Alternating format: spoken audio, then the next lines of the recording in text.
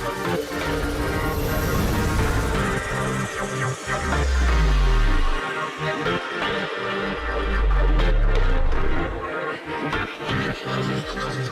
it's story time. Storyteller aku hari ini seorang penyanyi dangdut yang suaranya bagus banget, aktingnya juga bagus banget ternyata, dan orangnya juga baiknya minta ampun. Tidak pernah menyusahkan saya selama syuting di lokasi loh. Walaupun dia capek, lari sana, lari sini, show balik lagi, tapi semua dia jalani dengan hati. Siapakah dia? Siti Badriah. Hai. Apa kabar? Baik, aku pengen ketawa sendiri kamu ngomong gitu. Tapi emang itu bener, aku nggak bohong Amin, kok. alhamdulillah. Gila, kita nggak ketemu Udah. berapa lama, Dek? Terakhir Senan Harapan Cinta ya. Harapan Cinta tuh 5, terakhir 6 tahun? 5 tahun kayaknya. Iya kan? 5 Lama banget kan? Lama banget. Gila sih, Dek. Dahsyat, kamu Terus nggak aku sekarang berubah. udah, Kamu amin. tetap keren. Amin ya Allah. Amin. Terus, Dek, kita mau bahas 3 hal ya. Yes. Pastinya kita mau nostalgia dengan sinetron kita pertama, Senandung, Harapan Cinta. Lebih ngomong ke situ sih. Di balik nanti kita ngomongin penyanyi kamu dan dunia hiburan kamu. Terus juga bahas sedikit lagu Shantik, bagaimana bisa awalnya terjadi dan sampai fenomenal seperti itu. Amin. Dan yang terakhir kehidupan pribadi setelah menikah. Jangan. Oke. Kita ngomongin awal Senandung ya. Pertama itu kita emang bikin sinetron Senandung itu kan emang aku membutuhkan seorang penyanyi dangdut. Karena secara konsep seperti itu. Kita casting kamu pastinya kan, Ya, gitu betul. kan. Nah, awal kamu bersedia atau mau menerima tawaran ini tuh gimana, Dek? Awalnya karena aku pengen banget masuk MD. Oke, Itu banget. thank you. Ya kan, terus aku tuh inget banget pas ada disuruh sama manajemen aku, Dek ini ada sinetron dari MD. Aku langsung, oke, kapan? Ayo mau, langsung kayak gitu akunya. Oke, ayo mau. Aku nggak baca cerita sama sekali. Aku nggak mau dengerin. Ya udah aku, yang penting aku masuk MD gitu. Terus suatu ketika aku ketemu sama sutradaranya Mas Anto Agam, Iya. diceritain sama Mas Anto Agam, ceritanya kayak gini. Ini aku banget, ini Sunda, ini nggak menyusahkan aku dan aku ya oke, aku mau gitu. Karena aku jujurnya pas masuk MD, karena kan aku tahu MD yang ya menurut aku kelas banget Kak gitu loh ya, Thank you. kelas banget. Terus aku takut yang mikirnya tuh kayak, aduh ini pasti dialognya susah nih, ini pasti banyak banget bahasa Inggrisnya nih, aduh gue bingung nih, gitu sebenarnya kayak gitu. Cuma dikarenakan MD yang ngasih, oke aku mau gitu. Jadi ya alhamdulillah Allah ngasih, lancarin semuanya dari mulai ceritanya, dari mulai judulnya, semuanya tuh ya enak-enak aja pas aku syuting. Jadi aku Terus mau. ini kan acting pertama kali buat kamu kan, Betul, pastinya betul, gitu kan. Nah, iya. itu gimana kamu datang ke lokasi dengan segala hal keriuhan pastinya, dengan jam kerja yang berbeda sama kamu nyanyi, dengan harus baca skrip, ngafalin dan acting depan kamera, ketemu sutradara. Apa kesulitan yang kamu dapat di situ? Sulitnya itu nggak ada sih ya Kak, alhamdulillah semuanya nggak ada kesulitan. Karena happy aja gitu, karena aku tuh happy ngejalanin di sinetron Senandung. Aku menjadi Senandung tuh bener-bener yang aku seneng, aku nggak mau terbebani. Aku disuruh nangis. Kalau nggak salah scene pertama, scene ayah aku meninggal, itu aku dihujan-hujanin jam 4 subuh. Pas azan subuh aku hujan-hujanan, tapi aku happy gitu, kayak ya aku happy. Aku semuanya kayak semua kru terus care sama aku, kayak ngasih selimut, ngasih anduk, tapi nggak usah, aku happy banget gitu. Karena aku menjadi Senandung pun, Senandung tuh kayaknya udah masuk di jiwa aku gitu. Jadi aku nggak ada masalah pada saat itu gitu. Semua kru, semua pemain, apalagi aku sama Hengki emang cocok gitu Iya, loh dalam cocok. actingku gitu. Jadi ya alhamdulillahnya gitu. Dan itu Enak-enak kan fenomenal lumayan panjang ya, Dek. banget, Panjang kan selama banget. lumayan, pokoknya panjang deh. Sampai ternyata. sekarang Kak, Masih. sampai sekarang tuh masih banyak yang DM, masih banyak yang minta untuk diulang lagi, untuk Senandung jadi sama Gibran lagi kayak gitu. Itu tuh sebuah kayak, itu penghargaan buat aku. Oh berarti aku berhasil ya bikin orang suka di karakter aku gitu. Aku kayak gitu udah ya alhamdulillah. Sampai sekarang tuh kalau ngeliat-liatin YouTube, iya ya, oh iya ya, walaupun aku masih geli sendiri, aduh acting aku dulu kayak gini ya, aduh muka aku kayak gini ya gitu. Tapi aku gimana ya, kayak merasa tersanjung aja gitu. Orang-orang banyak yang kenal aku karena karakter aku di Senandung. Nah, Ini kan perbedaan sangat jauh di mana kamu biasa nyanyi, Betul. show yang cuma mungkin kamu datang, kalau show kan datang JR 2 jam show pulang. Iya. Ini kan kamu harus show, harus syuting, Betul. pulang pagi. Sometimes kalau weekend kamu bangun pagi, kamu keluar kota, Yes. kamu show, kamu balik ke Jakarta, kamu syuting lagi. Sometimes padahal manajemen sudah memberikan aku waktu cuma Senin sampai Jumat Iya, kan. Sometimes kita minta waktu kan. Iya. Dek, minggu kosong nggak? Syuting dong, Dek. Iya, aku pulang dari show, aku langsung ke lokasi gitu. Maksudnya dengan energi dan power kamu yang segitu besar. Maksud aku, kita sih happy sekali. Karena, tapi bagaimana kamu ngejaga stamina, mood, dikala kamu lari sana lari sini dan kamu capek pastinya. Kamu kurang tidur, nah itu gimana tuh kamu kontrol semua itu gitu loh. Nyuri-nyuri waktu di lokasi sih Kak, kayak kalau aku belum di tag ya aku pastinya tidur di lokasi gitu. Terus ya nggak terbebani sih sebenarnya Kak, kalau Oke. ngantuk ya aku tidur gitu. Yang jelas aku mau digilir ke sana ke sini gitu kan. Terus kayak dalam 56 scene aku di apa namanya Kak? Aku lupa namanya, jumping ya. Iya, Jumping 56 scene terus-terusan, cuma ganti baju terus aku syuting lagi segala macam, take lagi. Happy akunya gitu. Jadi nggak terbebani, malah orang-orang lokasi tuh bilang, "Lo minum apaan ya? Kok lo nggak ada capeknya ya? Kok lo nggak ada ngantuknya ya?" Gitu ya gitu. Ya karena aku happy di kerjaan aku pas senandung itu gitu. nah terus OST-nya kan kamu yang nyanyi juga. Betul. Kita bikin video klip, Betul. kamu harus dance dan segala macam. Itu sih udah makanan kamu lah gitu kan. Tapi begitu kamu dengar lagu OST Senandung, what do you think? Itu lagu pertama aku yang agak-agak ke India ya. Agak-agak ke India itu pertama aku gitu, kayak ketablas sih, bukan ke India banget sih. Kalau India kan yang satunya ya, yang Harapan Cinta. Kalau ini kan agak dangdut tapi agak ke India gitu. Ini pertama kalinya aku dikasih itu lagu, nggak percaya Kak. Karena jujur aku tuh pengen banget punya judul semuanya ada akunya. Dari mulai lagunya, dari mulai covernya, dari mulai semuanya itu ada akunya. Jujur itu cita-cita aku gitu. Dan ketika aku disuruh untuk nyanyiin OST-nya kayak, ya Allah tuh ngabulin semuanya ya ternyata gitu, kayak gitu. Dan enjoy banget pas bawain lagu itu. Ya lagunya juga langsung meledak juga kan. Meledak banget, aku setiap off air semuanya pasti Senandung Cinta dong, selalu Selalu ya. Selalu sampai di sawer. Di sawer. Sawer. Ini kan peak point yang berbeda. Kalau kamu sebagai penyanyi dangdut sudah establish, semua orang sudah tahu. Amin. Tapi begitu kamu masuk ke dunia acting, scope kamu lebih lebar dari segi fans pastinya, dari segi penggemar semuanya lebih lebar, dan itu banyak pasti keuntungan yang kamu dapatkan dari situ. Kalau kamu off air kan, pasti semua orang teriak Senandung, bukan Sibat lagi kan? Bukan. Ya kan? Iya. Nah itu gimana tuh respons orang-orang dan antusias mereka? Senandung tuh bener-bener banyak banget fansnya, sampai aku, Pak Hengki sama Uci. Yeah. Kita tuh pergi ke Hong Kong buat meet and greet Senandung, gara-gara Senandung gitu. Terus semuanya itu kenalnya Senandung, bukan Sibat, bukan Siti Badriah, tapi semuanya Senandung. Nama aku nggak ada sama sekali Kak. Jadi aku kemana-mana pas aku jalan-jalan ke Hong Kong tuh Senandung gitu. Tapi ya udah gitu, berarti ya emang nama gue belum terkenal banget, bahwa gue terkenal ya Senandung gitu. Jadi ya udah gitu. Terus pas aku nyanyi pun di Hong Kong waktu itu, apa-apa tuh mintanya lagunya Senandung. Terus aku diharuskan untuk acting dengan aku menjadi Senandung, Pak Hengkinya jadi Gibran, dan di situ aku di panggung harus Senandung gitu kayak. Ini di Hong Kong. Ini di Hong Kong. Jadi mereka punya fan base kamu. Iya. Ada orang Indonesia Iya. gitu. Dan mereka bikinin konser buat aku, Hengki dan Uci. Wow. Itu gara-gara Senandung gitu. Terus sampai ke, ya kalau di Indonesianya ya di kayak kota-kota Kalimantan dan lain-lain itu tetap Senandung yang ada. Dan selalu diulang tuh lagu Senandung Cinta terus-terusan sampai ke 1 jam itu lagunya itu nggak berhenti.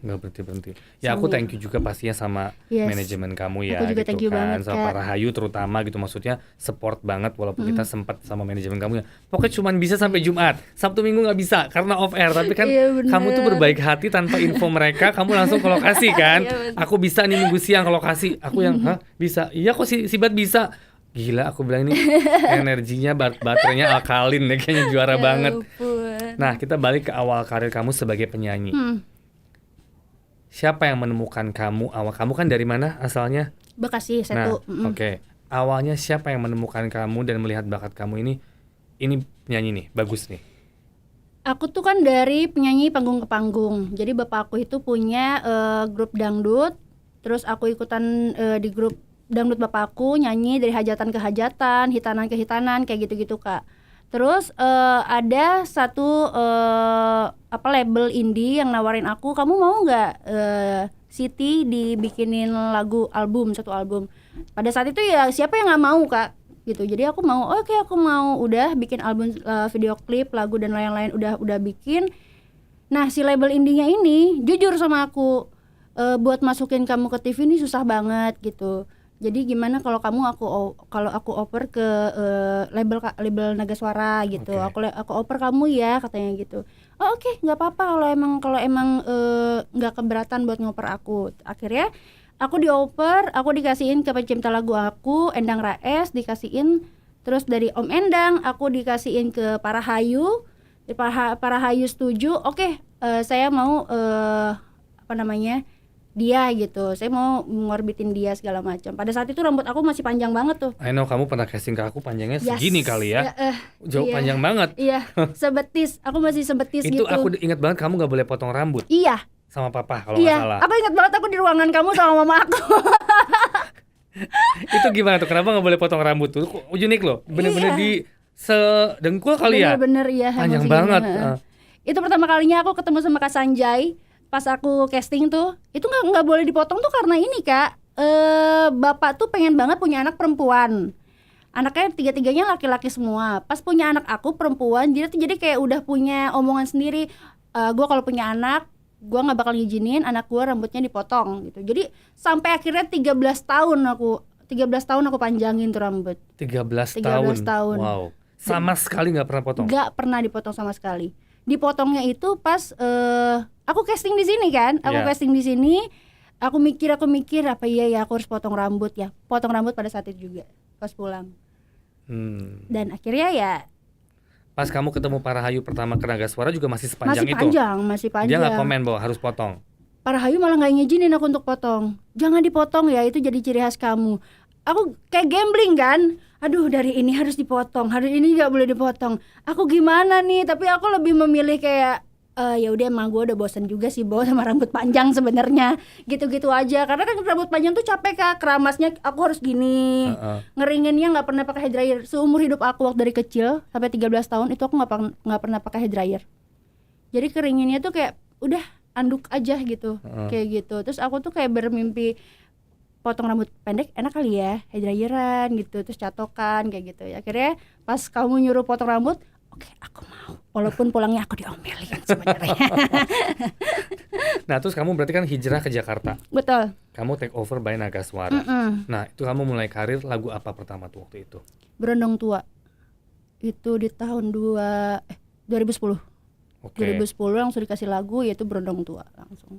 Kamu langsung abis itu mulai nyanyi. Oh belum. Belum. Dari 2010 itu lagu aku ternyata nggak meledak-meledak nih. Udah aku diem aja gitu, off air nggak ada, on air nggak ada gitu. Jadi dan aku pun belum pindah kosan di Jakarta. Aku masih di rumah emak gitu kan, di rumah ibu aku. Terus akhirnya di tahun 2013 Berondong Tua meledak. Telat ya meledaknya? Telat banget Kak. Aku udah ya udah deh, gue nyemplung lagi nih ke panggung-panggungan gitu. Aku sampai ke panggungan lagi, narikin sabaran lagi ya, Bo. Sampai gitu lagi gitu aku. Terus akhirnya 2013 ternyata booming. Ya udah, aku jadinya langsung hijrah lah ke Jakarta. Aku ngekos, langsung tuh budget aku masih minim banget pada saat itu. Ada uang di ATM aku itu cuma 200.000 dan itu aku kosan tuh bener-bener yang meri banget ya. Makan mie instan aja tuh harus berdua, satu berdua, dan satu dus itu untuk 1 bulan kita. Sampai segitunya gitu. Aku pas kamu di kos sama asisten aku. Oke. 2013 walaupun lagu aku udah meledak pun aku masih kayak gitu kehidupan aku gitu. Berarti kamu sekarang bersyukur banget ya, Dek. Alhamdulillah sangat. Dan pick kamu nih dengan lagu Cantik. Itu gila sih, Dek. Alhamdulillah. Itu gila sih. Nah, itu apa yang kamu, pasti kamu shock juga kan dengan respons dan fenomenalnya itu. Nah, itu awalnya gimana bisa dapat lagu itu? Jadi awalnya tuh aku datang ke Naga Suara, kebetulan si pencipta lagunya itu lagi playin terus tuh lagu-lagu Cantik, tapi masih suara si penciptanya gitu. Terus kayak aku ini lagu enak juga gitu. Aku kayak peres-peres, ini lagu enak juga, tapi aku nggak ngerasa kalau itu lagu enak gitu, nggak ngerasa, tapi kayak ini karena aku udah lama banget aja nggak dikasih lagu gitu, jadi ya ini lagu enak juga ya gitu. Terus kata pencipta lagunya, coba kamu digayetin aja, gayetin. Udah akhirnya aku ngegayetin, pas aku nyanyiin, bagus gitu, enak juga gitu. Jadi ya aku nggak ada niatan untuk punya lagu booming, nggak ada niatan untuk punya lagu, oh ini bakal meledak segala macam, ini bakal jadi duit gue, enggak sama sekali. Aku cuma pengen aku punya lagu lagi gitu doang gitu. Setelah aku lagu Senandung, setelah aku lagu Harapan Cinta, setelah Harapan Cinta ya udah gitu, aku pengen punya lagu lagi. Akhirnya dikasih lagunya, video klip kita di emperan, di parkiran mobil di Ancol, terus di pulau di Ancol juga tuh, yang di situ banyak banget sampah, masya Allah ya. Saya syuting itu sampah tergeletak semuanya, tanah dalam, pakaian dalam di situ, ya Allah ini apa gitu, tapi ternyata malah booming. Iya loh, malah hebat booming banget. Sampai banyak awardnya juga ya. Kamu juga dapat musisi, dapat viewers YouTube terbesar di Indonesia dengan 634 juta viewers. Kamu juga menang award di Thailand Best Asian Economic Community Song. Wah, luar biasa banget. Tapi di sini semua orang, setiap kita kemanapun pasti lagunya itu. Alhamdulillah. Perubahan apa sejak lagu Cantik itu meledak di diri kamu dan tentunya di Naga Suara pastinya, dengan orang-orang di sekitar kamu, apa yang kamu rasakan? Dan kalau dirasakan banyak banget, karena aku sebelum lagu Cantik pun aku udah mengeluarkan lagu udah beberapa ya, setiap masuk nominasi award dan lain-lain tuh kayak masuk nominasi gitu, kayak seneng gitu, tapi ketika dibacain gagal, nggak menang terus aja, nggak menang. Di situ kayak sedih banget ya, gue punya lagu tapi masuk nominasi doang gitu, kayak nggak menang, kapan ya aku dapetin piala yang kayak AMI Award dan lain-lain. Itu kan sebuah kebanggaan sebagai penyanyi kan, Kak gitu, kapan ya gitu. Dan akhirnya pas lagu Cantik ini terus-terusan selama 3 tahun dapat lagi, kayak ini tuh benar-benar lagu Cantik tuh bawa berkah banget buat aku, Kak gitu. Dari mulai segi jobnya, kayak penghargaannya gitu, penghargaan dari award, penghargaan dari orang-orang gitu, itu ngefek banget buat aku gitu. Dari situ kan turn point, kamu berubah dengan show pasti yang nggak ada berentinya. Betul, gitu kan, ya kan. Jangankan kita ajak main sinetron lagi, kayaknya nggak punya waktu pasti habis itu. Pada saat itu pasti udah nggak mungkin jadwalnya. Saya udah tahu buat Pak Rahayu nggak bisa tambah emas saya nih, saya hajar dulu kata dia. Walaupun dia selalu support aku ya, aku berterima kasih banget dengan Pak Rahayu. Sekarang kita lanjut ke kehidupan pribadi. Dengan suami kamu yang sekarang. Awal perkenalan tuh gimana? Aku lagi meeting sama teman aku, terus ternyata si suami ini janjian sama teman aku juga tuh yang lagi meetingin sama aku. Tapi ya kayak gini, aku meeting sama teman aku, nah dia di situ gitu, cuma yang hai gitu. Tapi udah abis dari situ meeting, dikenalin, suami ngajakin ke teman aku yang meeting itu, lu lanjut kemana nih? Terus enggak gue nggak lanjut, yang lanjut tuh Siti, lu bareng aja sama Siti. Di situ kan gue udah kayak, aku tuh udah ada rasa-rasa ya gitu, aduh kapan lagi nih ketemu cowok ganteng gitu mikirnya. Terus akhirnya ya udah, abis dari situ lanjut, kita live musik dan lain-lain. Dari situ langsung jalan komunikasi nyampe mau nikah. Nikah kamu hampir 2 tahun ya? Hampir.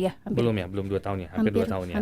Ada perubahan sikap, pasti kan kamu adjustment banyak nih. Tadi ya kamu sendiri dengan banyak show dan segala macam, ya kasarnya gak pernah di rumah lah. Sekarang kamu ya tanggung jawab, punya suami ya, pasti kamu harus urusin. Kamu ya harus take care lah, walaupun kamu dengan segudang pekerjaan kamu mungkin show kamu jauh lebih banyak dibandingin dia gitu kan. Itu kamu gimana adjustment dengan dia? Cara understanding masing-masing tuh gimana? Awalnya tuh kayak aku ngerasain kayak aku lebih harus menghargai suami gitu. Aku harus lebih milih-milih acara, milih-milih job itu pas di pertengahan pernikahan.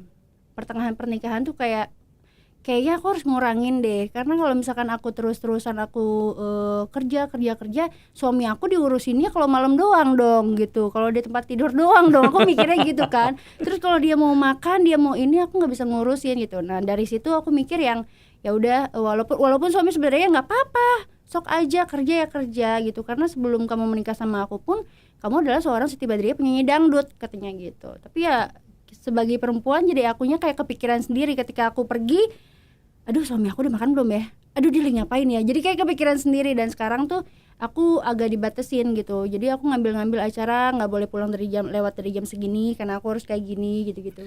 Berarti itu semua dari kamu kan? Dari bukan aku. dari dia? Bukan sama Kalau sekali. dia basically bebas, dia bebas. maksudnya restu aja gitu dengan kamu kerja sebanyak itu.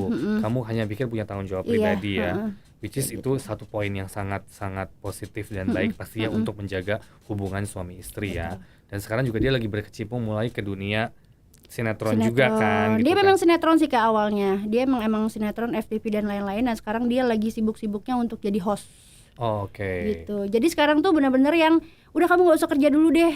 Udah ini aku aja yang kerja, karena dia ngertiin, oh penyanyi dangdut nggak ada job.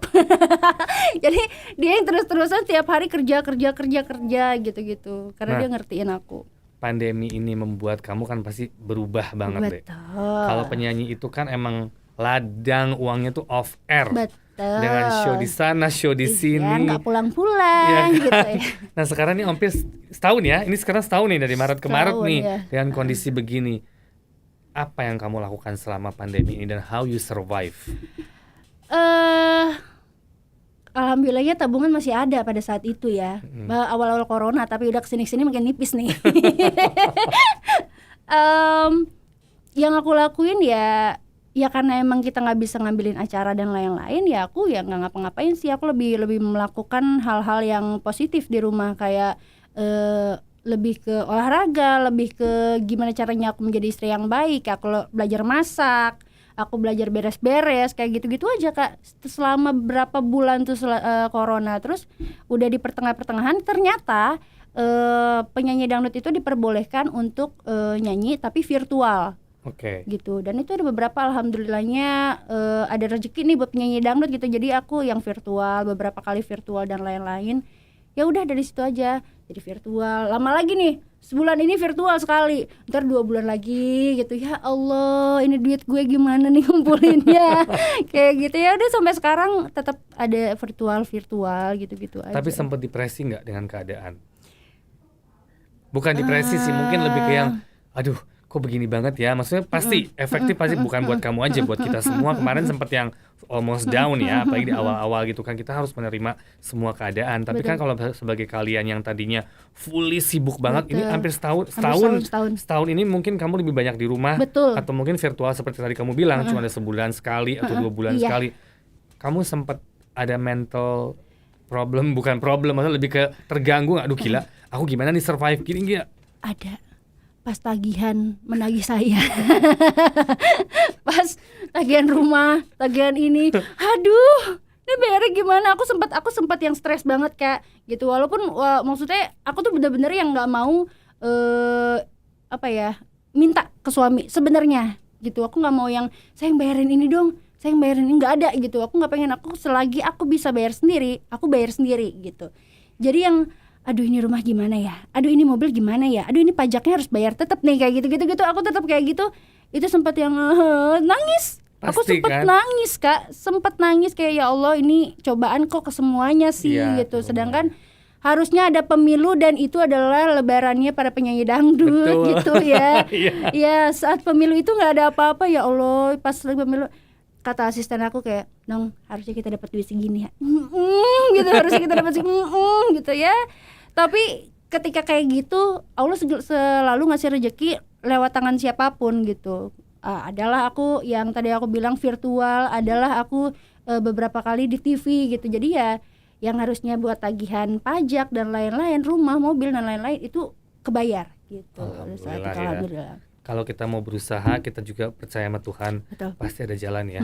Emang nggak boleh give up sih dalam hidup.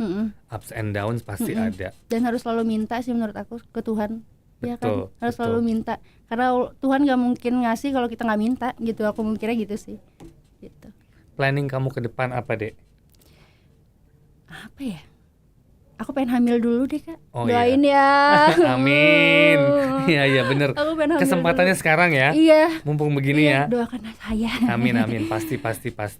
Amin. Terus dalam kehidupan Siti ini selama ini, apa yang belum tercapai dan apa yang kamu harapkan ke depan selain tadi kamu udah jawab pengen hamil dulu?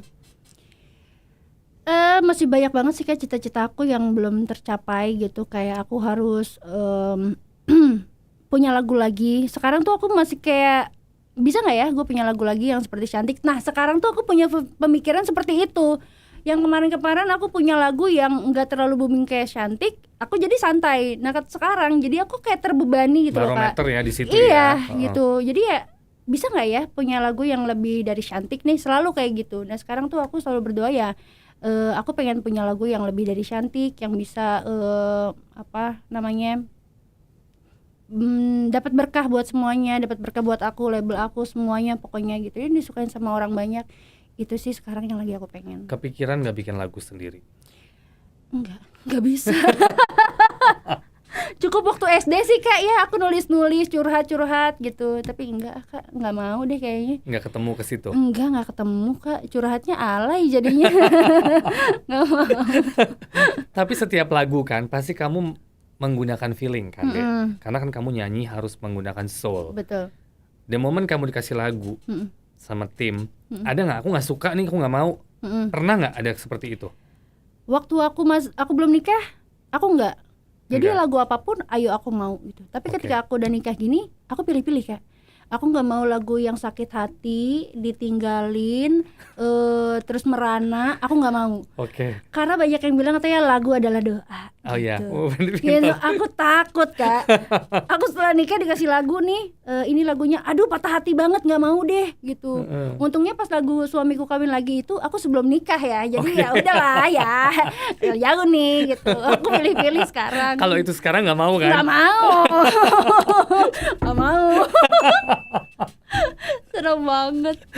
Tapi emang secara karakter kamu tuh emang baik Dek. Amin ya Allah. Itu aku lihat kamu tidak pernah berubah dari awal saya kenal sampai kemarin saya cuma WhatsApp Dek. I mean like kita keep in touch jarang.